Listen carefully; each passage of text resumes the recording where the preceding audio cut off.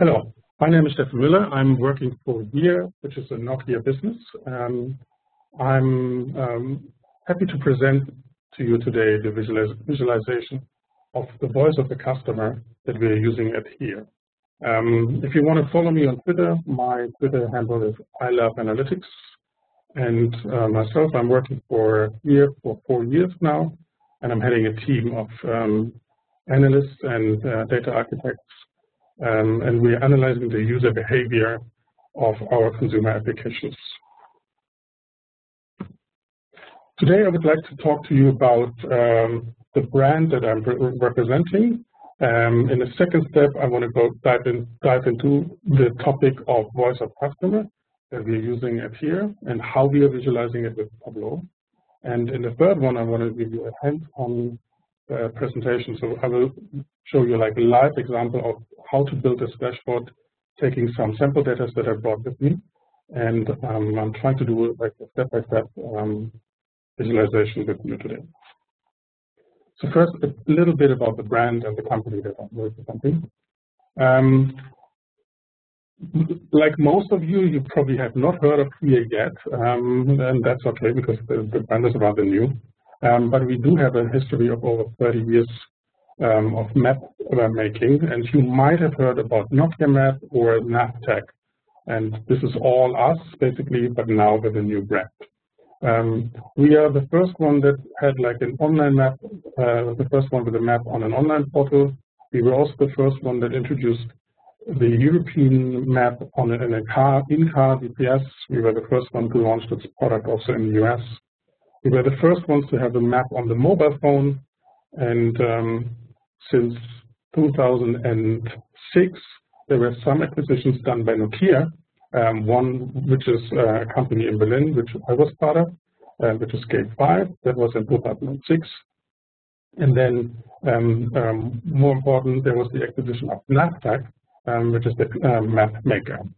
And since 2012 now, we are known as Here, and basically we present this new brand. And the next step, what does Here stands for? Here helps you to navigate your life with ease and confidence, powering everyday experiences. Because Here maps are built for how you live, they are relevant, reliable, and delightful every day and everywhere. This is our brand promise. And in order to give you some explanation on where you should see ourselves, where we're seeing ourselves. So if Facebook is the social cloud, Amazon the retail cloud, Google obviously the search cloud, we are seeing ourselves as a location cloud. So this is our goal. We are trying to build the leading location cloud. Our main areas of business are 3 areas. One of them, automotive, so you find us in 4 out of 5 in-car GPS systems. So again, you might not have heard of Here, but you probably have used our services in the past. We are building an enterprise business, so this is for the fleets around the world, and we are also very strong in the consumer sector. So we have websites, we have mobile applications, and you can find us on many screens nowadays. And our way is we are trying to create experiences for the consumers and businesses with the Here index. There are various brands that rely on our service and take data on our map data. So for the enterprise, it's from UPS, SAP, Oracle. For the automotive, it's basically very interesting and very many car manufacturers from Volkswagen, Mercedes, Jaguar, BMW. And then in the consumer area, you can find us on Amazon, on Microsoft, obviously, for the Windows phones, with Bing, and also the Yahoo Maps are powered by the Here map data. Map data is very important. We are enabling 214 countries and territories right now. We do 2.7 million changes to our map data per day.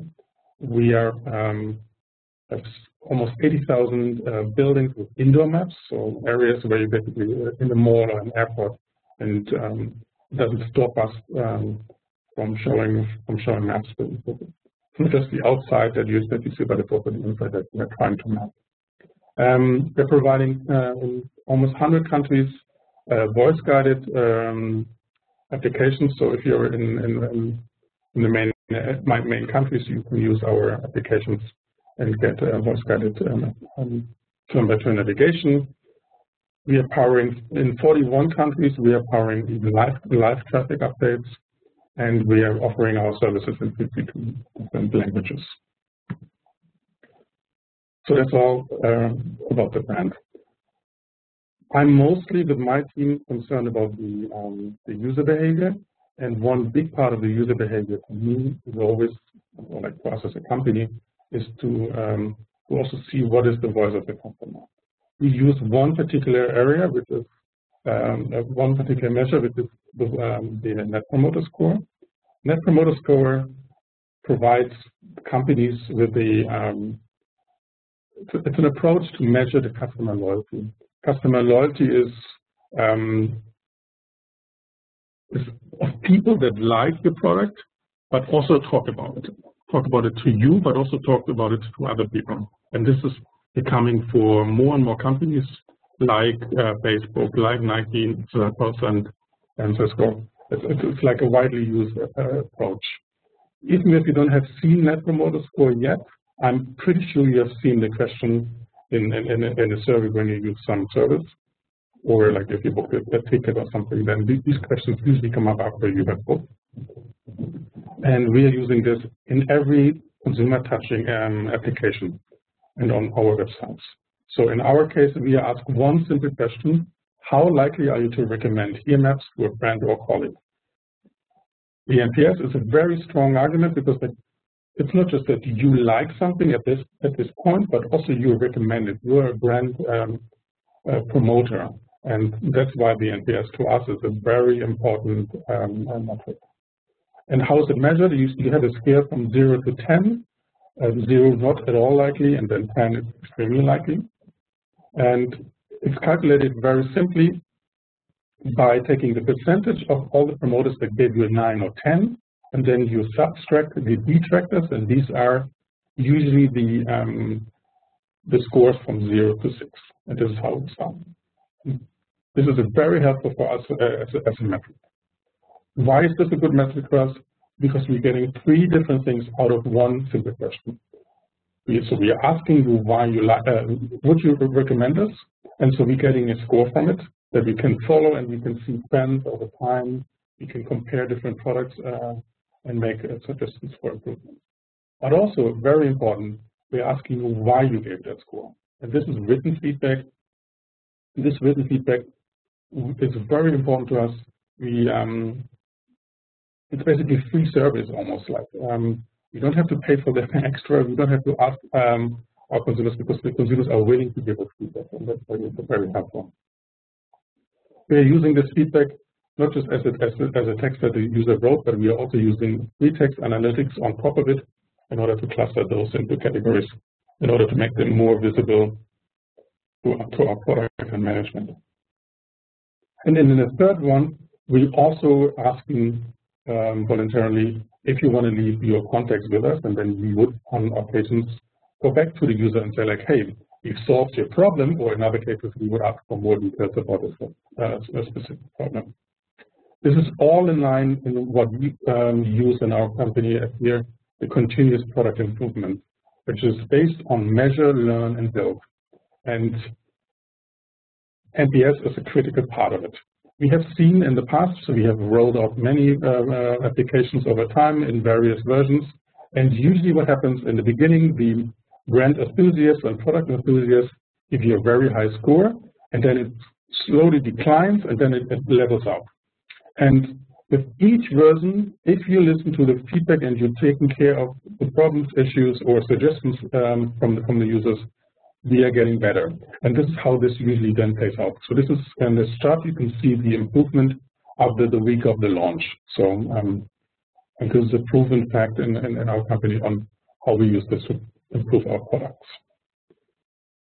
So this is to the measure, and now like the real life example. I was given the task by one of my managers, and this is almost like a Dilbert cartoon. He wanted to ask, he basically asked me, I need an overview on how all our products perform in the key markets, but it needs to be easy to read and tells me what to do. And of course, you're sitting there, you probably have had similar experiences with like, what? Because like we do have many products, we have many key markets that we need to take care of, and this should all be in a very easy to read, simple report. And so the inspiration, and so I was going back, I'm like, okay, so how do I solve this? We are already using Tableau for our reports, and so one of the inspirations that I got was from the NASDAQ. The NASDAQ screens, you probably have seen them in New York. So they show the growth, like the performance of all the different stocks on the NASDAQ. And even though it's a lot of numbers, it's a lot of colors, you can kind of easily see where this is going. Is it going up, down? What's the growth? And so this is something that I thought like this might work for us. So going back to the example and the task from my manager was, okay, so for a one slider in one executive report that we needed to send out every week, I've created this kind of chart. It's hopefully more readable. It gives you some suggestions on what to act on. In this one, you can see if you look at the details, it shows you a certain score, like the NPS score. It shows you on the sample size of that score, and it also shows you the delta from the previous week. This is for a particular square, and the color coding behind it was basically saying whenever it's better than, let's say, obviously this is all mock-up data, but let's say if the NPS is better than 20% and it's in a positive upward trend, then this would be positive, so no reason to act, and we can enjoy and continue building the product. If it is less than 20%, or you're losing ground, basically the NPS going downward, then it's something that you need to act on, and so this would be something like the call to action here would be critical, and otherwise on all the other areas where it's in between, this would be a neutral color. And again, back to, we have two areas. So we've started with this in a weekly report, as said. This is to give you like a high-level summary that informs and alerts the managers and the product teams to act on something. Of course, it's more static, but the advantage is that it is getting pushed to many email inboxes every week. But then, of course, the next step was, okay, so how do we give a bit more opportunity to make it more interactive, give the recipients the chance to filter and drill down to the real user feedbacks, the real user problems. And so what I was using in the weekly report is like just underneath the weekly report, just make it like a user hyperlink, and then we've linked to this dashboard. And in this dashboard, you see the same thing as in the weekly report, but additionally, you see a categorization of the issues, and you see the real user feedback, like on the level of the user. And this is what I would like to share with you on how this is built and how I was doing it using Tableau.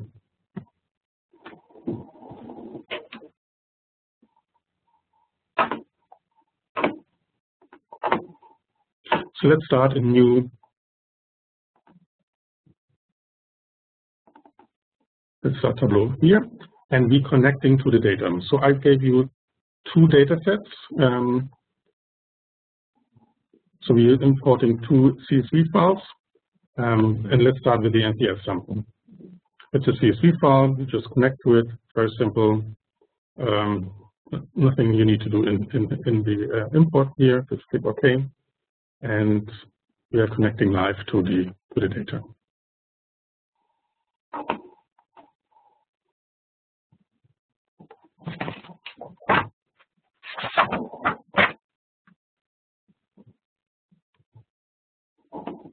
Okay, in the next step then, it's very simple. Let's just maybe look at the data set to see what the data kind of looks like. So you see, like, we have the country in there, we have a date, We have the services that we are looking at. We already have the delta calculated in here as well, so we can already see the change from last week. And we have the score as a percentage, and we see the number of responses. So all fine, and let's just go and work with this now. In the first one, I'm grouping now the services because we have two different groups. We have web services and we have mobile applications. So let's just group the web service into web, so renaming it into web, and then the other services top are actually mobile applications on a Windows phone, and so we can simply call them apps. Click OK. So now we have a service group which we can pull in, and we have the services here. And then for the countries, we would like to keep those countries. So currently these are country IDs. I would like to keep them as a country ID because I need them later in order to join to a different data set. So that normally you can use an alias and just rename them. I'm using a different method here. So I'm just creating a calculated field, and it's almost like a cooking show today. Of course, I needed to prepare some things and make it easier. So for this one, in order of time, I prepared something already. So what you can see here is a simple case statement where I'm just using a case in order to make an if statement here, where I'm putting a country name instead of a country ID. So we are renaming this country name, and then we're done. So let's pull in the country name now on top. So now we have the country names. And then one more thing is we do want to group them also by regions, because it's important for the management to easily see which region they are from. So Brazil and US are in America, so we call them Americas. Then we have China and Thailand as key markets, so we call them Asia. Then the rest is all in Europe, so we just call them Europe. Click OK, so we are done. So now we have a country name group. We just pull in this on top, and now we have a nice looking cross table.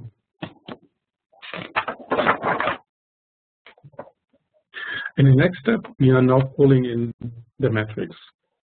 If you, I suggest in this case, because we want to play around with the label in the end, to directly pull in the.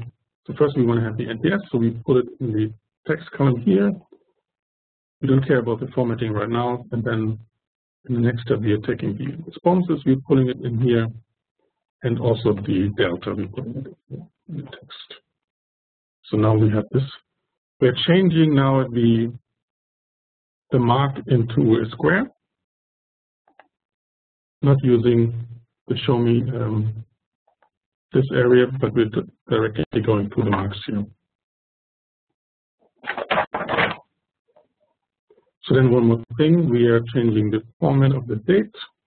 It's easier to read, and we're pulling in the date as a filter. Because with the data that I gave you, it's actually 4 weeks of data. And at the moment, this is actually not 100% correct. And here we are, let's just choose one particular date. Click OK, and we can put it to the side if we want to, just as a quick filter. You have it here. And now you can see the area on this side. You can choose the date. Basically, click here. Okay, so after having done this, we now want to define. Remember earlier I was talking about like the call to action that is indicated by the color. So let's just jump and create this color let's just create a color. So here again, I'm using a predefined if statement. Basically, you can change that any way you like, but I just want to have like 3 different colors and not like based on specific NPS. So here we create a calculated field again. Let's just call it color, just for the simplifying it. And here is exactly the kind of logic that I was explaining earlier on how we use the color. Just click OK, and we then can pull in the color into color, and there we go.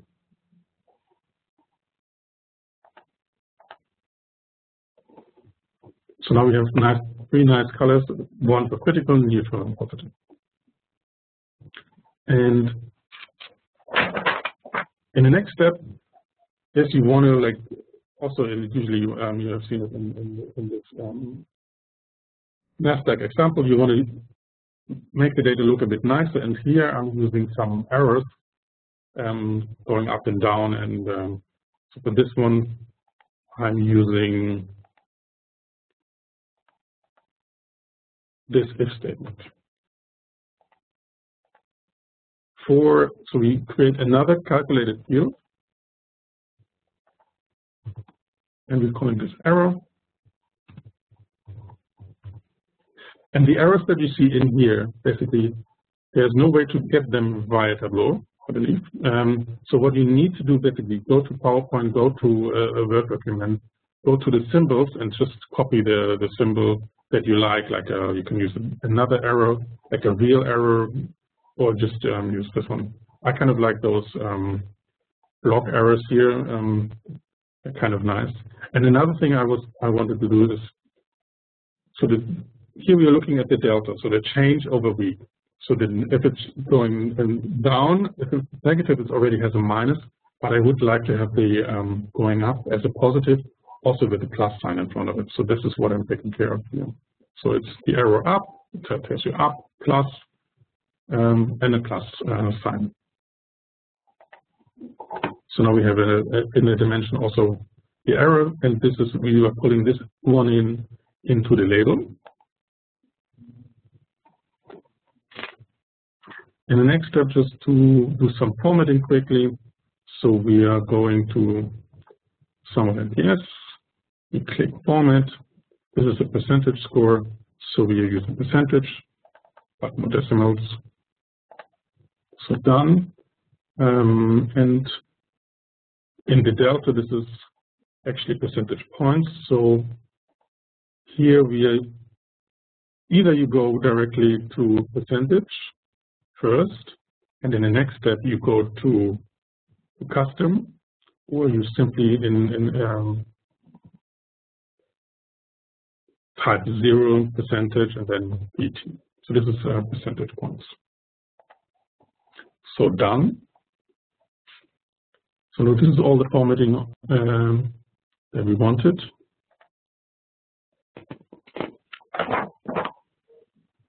And now let's go to the labels. So let's maybe use the entire view. So far it looks a bit funny, right? I mean, you can see that the numbers are not matching, they're not in the middle. So I think we can do better than this right now. Also, what I'm using here for the edit the label, I don't want to have everything in the same size. So I am using, let's say, 18 font size here. We have the number of responses. Just add the response behind it. And then we have the error and the delta, and then the error needs to come before the delta. Let's change the font size here to 10. This one we leave at 8. And then, I don't know, this one we can use make small, 5 or whatever. And we apply. In the next step, then we are aligning the text in the middle. And we're changing the font color into white. And then we're almost done. So now one more thing in order to beautify this a bit more. So we are changing the size. This one you probably need to play with a bit, but this is usually like if you go to this second area here, you can. This is usually that works quite well, but it depends on the size of the dashboard. I suggest that you use like a defined size of the dashboard, so it doesn't look different for users for like different screen sizes. But this one is basically a bit of try and error. And another thing is I usually don't hide those. I can usually hide those labels here. It's kind of self-explainable. Gives a bit more space. And I think we are done. Oh, the colors. Of course, I want to use corporate colors. We do have corporate colors. It's probably a lot of you as well. There's an appendix in my presentation, or if I have more time, I can explain a bit later. But there's a very interesting article on how you can use your own brand colors. So we just assign those. Critical, obviously, you want to make it red. Positive, that's the Nokia blue, and then the neutral one is this light blue. I just apply, voila, and here we go. So now this is the section that we have used in the weekly report. It's usually very static. So users would see that in the weekly report they receive in their inbox. They would not have the ability to go inside with this dashboard and really play with it. So this is not the idea here is really that it's in your inbox and people are reading it on the way home or from everywhere. So no extra step. But of course, if you give them more data, this usually leads to more questions, and that's always a good thing. And so even for the analyst that needs to take care of many requests, I mean, you want those people to interact with your numbers. And now we made this dashboard is red, like shows a lot of red in here. So obviously you want them to take some action on that one. So in the second step, we then looked into how do we make this more interactive. And so now I'm sharing with you on using more data and using this dashboard together with the real user feedback. So let's just go and import like the second data sample that I gave you. In the second one, this is the feedback sample. Again, it's not real data. But nevertheless, nice to play with. So let's connect live again. And let's just quickly show how the data looks like. And here again, that's why I was saying in the beginning, it's important that the country stays the same, because like here we have the same country ID, so that's why we can do this matching. We are having a free text analytics tool running on top of the feedback, and this then gives us some rough ideas and classification of the user feedback. It also makes it like a sentiment analysis, so it tells us if it's a positive, negative, or if it is a feature request. Obviously, it's giving for a certain service, and then you see the real feedback from the user. This is like a single line of the user feedback.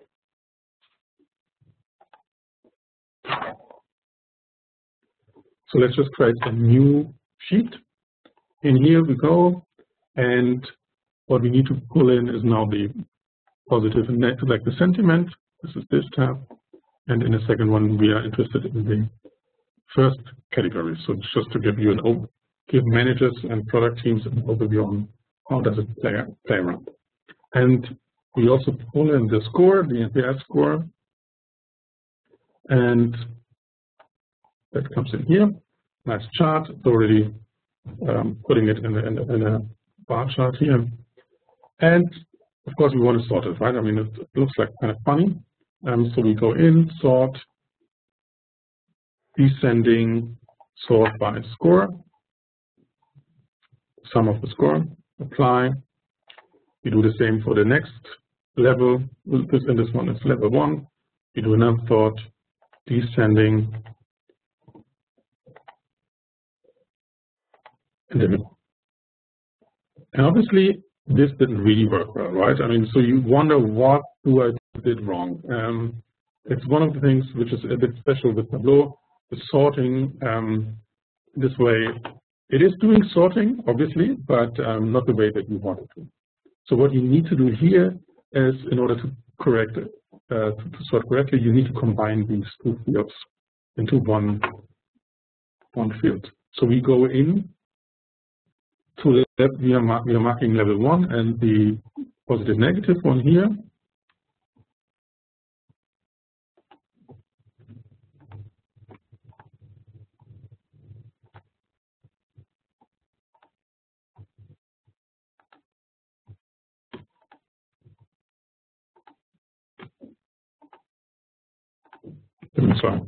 So you mark those two, and then you have the ability to combine fields. This is a feature here. So just click Combine Fields. And now you can see we have created like an extra dimension here. So this one you pull in here. It basically combines those two columns, obviously, and then you do the sorting for this one. So you just say descending again, field score sum by the score, apply, and already you can see this has worked.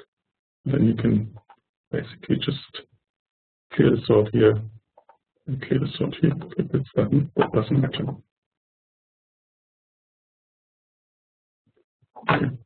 So then let's also just have the numbers in here, just for the sake of it.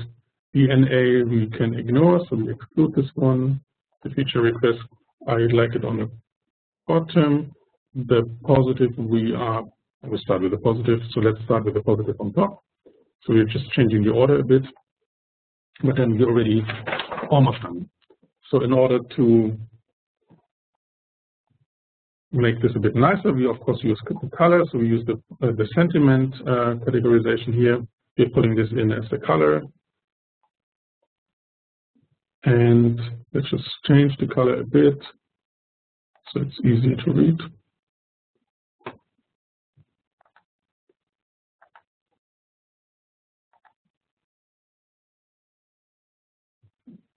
So again, positive with this, negative red.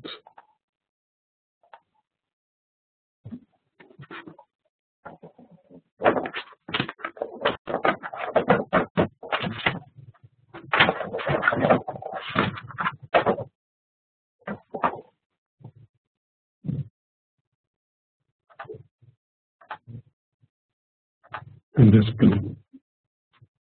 Apply. And there we go. So now we have a second sheet with the category, and then one more thing. Of course, you're showing like the information of the level 1 and the sentiment twice. So you can just combine fields. You can just say do not show, or like unclick the show header, and then it's not showing. It's still using the sort though, but it's not visible to the basically use a little bit of a trick here. And we don't need this axis in my opinion, so we don't show this header either. And here we go.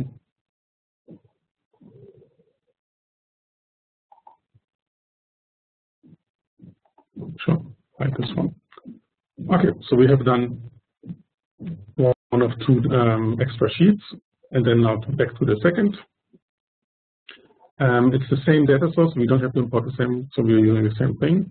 And now we are interested in the translated feedback, the level 1 and 2. So we are pulling in level 1, level 2 of the categorization of the feedback. We are using the translated feedback, and we are using the score. So now we have the score here. We are changing again to the square in the marks. Let's change from a sum to a maximum and adjust the size a bit. So the label, alignment of the label, again, we want to make it in the center. Let's use white. And we are using the same sentiment again in order to match the colors. So let's pull in the sentiment from the dimensions, and it already recognizes the same color coding that we have done earlier. There we go. So now let's combine those three things that we have done into one dashboard. So let's use the dashboard. I'm using the size, let's just say 1,400 to 1,100. So we pull in the NPS, we are pulling in this is the score from earlier, we're pulling in the categories, and we're also pulling in the user feedback here. So let's just make this entire view. So it almost fits, obviously. So that's what I was mentioning earlier. You need to play around a bit with it. So as you can see, adjusting the size then really helps in organizing this one. So the date we could quickly change to a slider. For the time, it makes a lot of sense to have this as a slider. This is not necessary color. Just explaining. I would also on top of it would probably explain what the coloring means in some little text detail here, but not for this exercise right now. And this one we can move over because we can use it. It's much smaller. And then the text, we want to have it. Text is the most important one because this is the user feedback. You can also make the lines a bit bigger because obviously you can see users are tending to tell us a lot of details. So let's make the lines a bit bigger.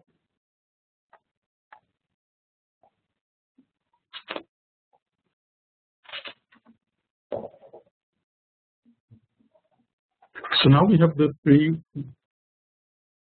sheets that we have created: the NPS scores, the categories, and the real feedback, all in one dashboard. So now the next one is like we want to make it interactive, right? So this is let's say the fun part now. So what we do is we go to the source data first. So we want the user of our dashboard to basically play with this dashboard on top. So let's go in here, see this little arrow, and then you can say use as a filter. So we just click this one, and nothing happens. But I will show you that something did happen. So now in the next one, we go to the dashboard under actions, and you can see that we have, by just clicking this use as a filter, we already have a predefined selection on an action. So let's just edit this one and see what was done. You can see here the source sheet. So this is exactly the one that we have just chosen, and we see the three sheets below. So let's just so obviously we want the first one to interact with the second and the third one. So we're unclicking sheet number 1 here, and we want those sheet 2 and 3, the one that are the target sheets. For this example, let's just stick with the select that we have here, and we are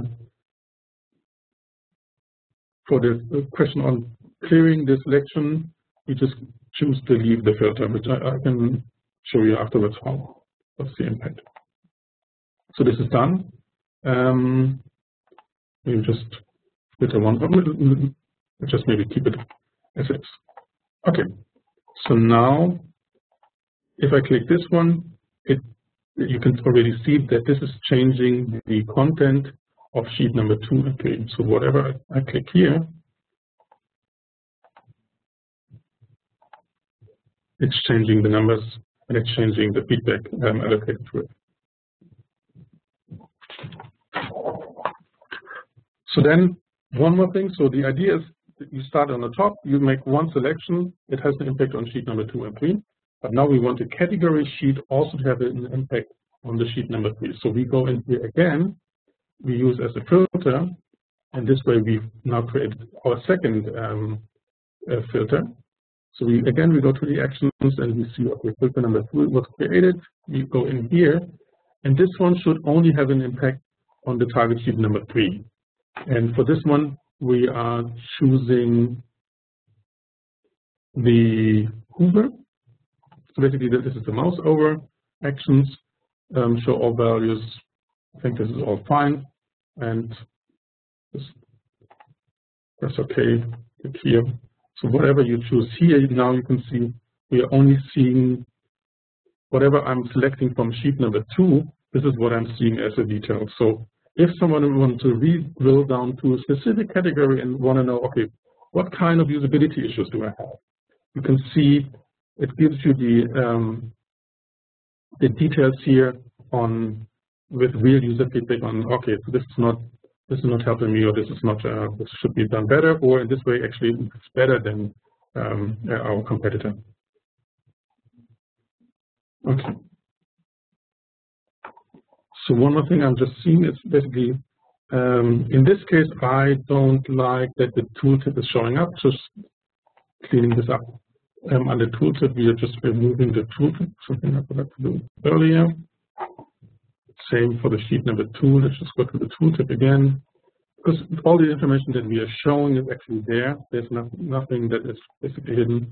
So in this case we can just remove those, because they don't add extra value in this case. Sometimes they're helpful. In this case, I would say not so much.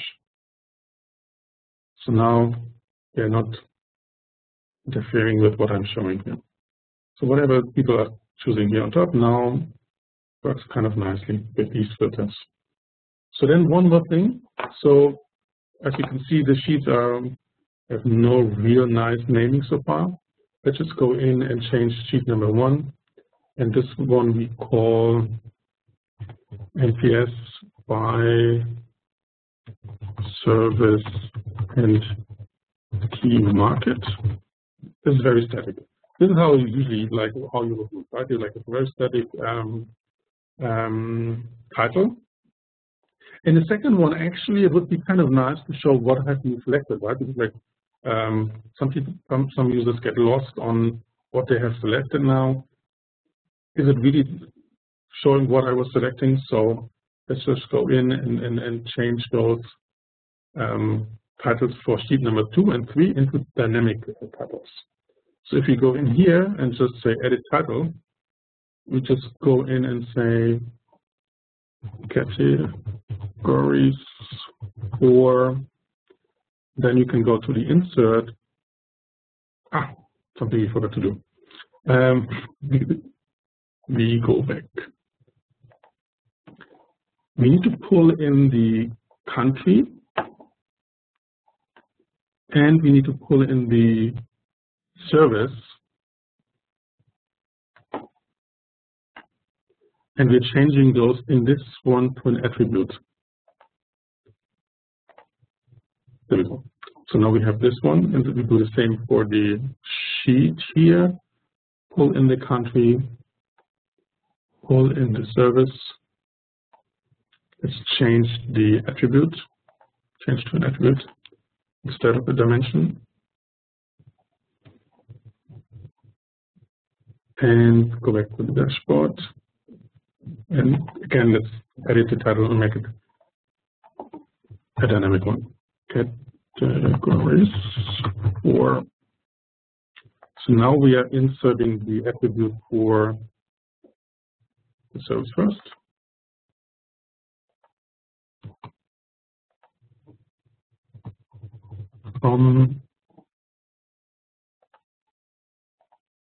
And country. So at the moment it looks a bit funny, but if you click apply, you can see already categories from all. Just click OK. Now if you've selected, you can see it gives us the indication on the service, and in the category you can see which service we have selected, and then we forgot to put in the country ID here. This is important to also have the country as an attribute here.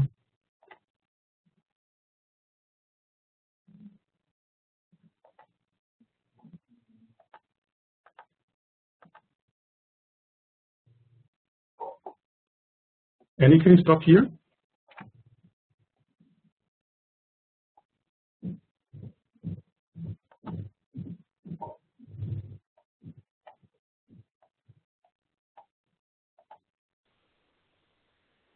Sorry, Steffen. Did you want to just pause there? Is that what you said? Yes, please pause because I forgot to do something. Yeah, 45:10. Yeah, sorry. I was just watching.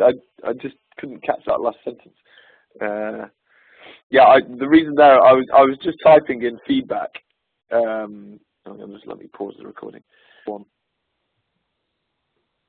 Okay, coming back to the dynamic filter, I forgot to actually put in the country ID in the top one, which I just realized. So bear with me.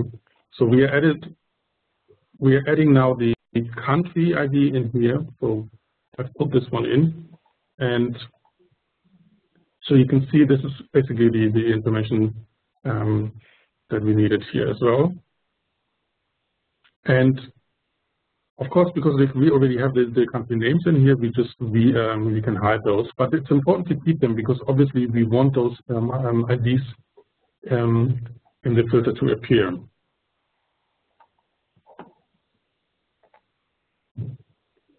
So now, as you can see, I have not changed anything except adding the country ID on the top. So whenever I'm clicking now and selecting a certain area that I'm interested, let's say, oh, okay, so this is very positive. So we've selected a drive application in Brazil, and you can see this is appearing in the category. And these attributes actually help you a lot because they're additional information hidden in the data, but we are not using them for slice and dicing in this area. So if you use them as an attribute, they are not interfering with the information that you're shown in the sheet, but they're helping you to keep on using them and displaying useful information like here. So let's maybe just do the last title here, and again we edit the title here. So this is feedback for, let's use the same order. So first we put in the attribute for the service, and this is from, and then again we're adding the country ID, and again it's important to have the country in all of the 3 dimensions, and then just add this here, and now whatever you select, you easily understand, okay, this is a change and this is what I'm selecting. I think this is a very nice feature of Tableau to give some more information. And with this one, actually, I think we have the dashboard done. So in order to see everything, we just click here. So we have nice color coding to give some actions to the product teams and the managers to say, okay, this is where I need to look into. It gives them a highlight on certain categories, on how their product is performing, but it also gives them in this area like the translated feedback, and this is like then real user feedback, and so it's like, okay, so this is positive or this is negative, why, and this is to the user level, and then this really helps us to improve our products and make our products better with every release, and this is what we are here for. So thanks very much for this, and again, we've recorded the full session for you to follow, but also you can just use the slides that I provided and the sample data and play with this. And I hope this is useful information and useful sharing session for you. Thanks very much.